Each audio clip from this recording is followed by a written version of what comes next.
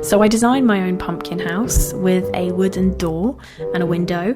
I designed a few actually, just so I could choose different elements to sculpt. Out of all the windows I drew, I definitely liked the heart-shaped ones most, and I wanted to sculpt some of these curly little vines as well.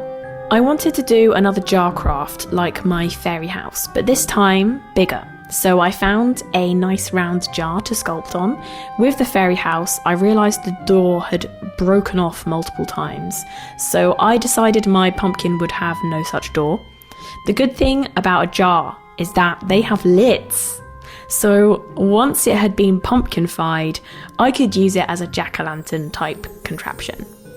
To start off, I bulked out the sides of the jar with foil mounds, just to make it round, because for some reason this jar had 3 flat sides, so actually it wasn't really round at all. I lied about that. Using hot glue, I attached said foil. I also squirted around the edges with glue just to make sure that they were nice and secure. And then I created a sort of toadstool staircase with more foil shapes. There was yet another flat side just at the bottom of this part of the jar, so I actually filled it a little bit with the staircase.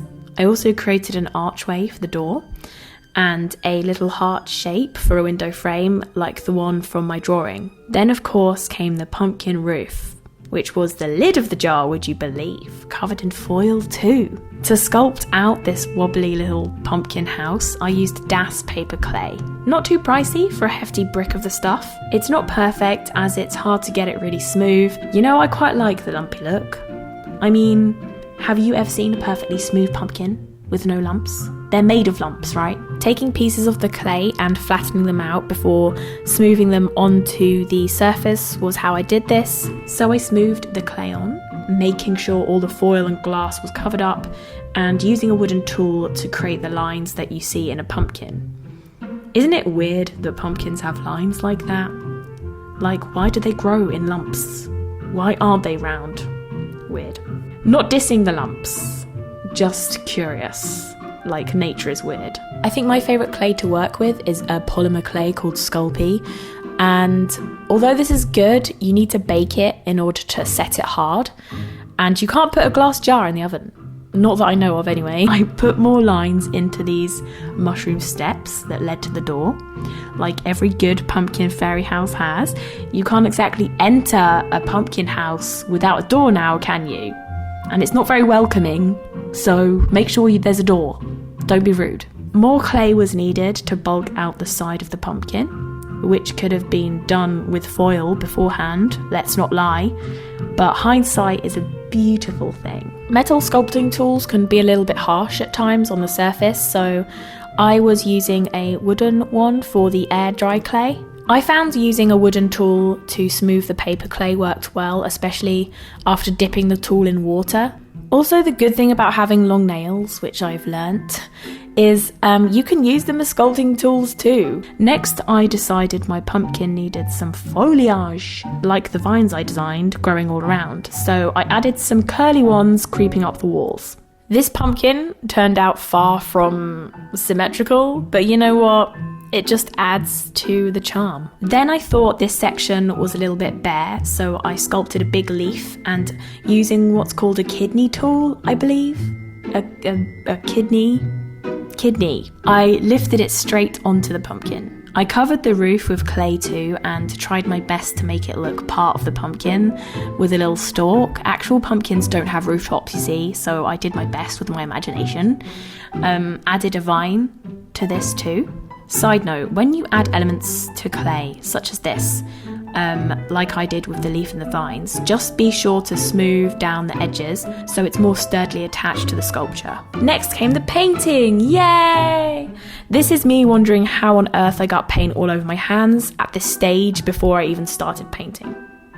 I used a mix of vibrant acrylic ink and a few different acrylic colour paints too, starting with a lighter base coat of pumpkin-y orange, as well as a light green base for the leaf. And when I was adding more shadows to the leaf, I used a dry brush, which means I didn't add too much water to the brush, and this means I could stipple the paint on. With a smaller brush, I painted the vines too, and for the door, and window frames, I did quite a few different layers of light and dark browns. When painting models and objects, it's best to do the light colours first.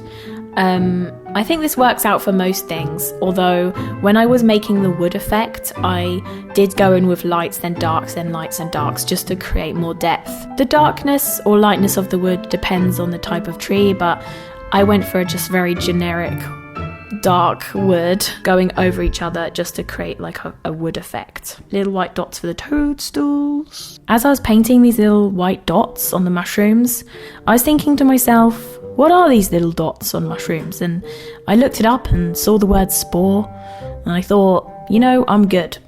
I don't want to understand. And here I'm going back in with more lines in the woodwork. As you can see, it takes quite a few layers to get that wooden effect going. I also went in and painted the highlights and shadows over the whole pumpkin, the leaf and the stalk.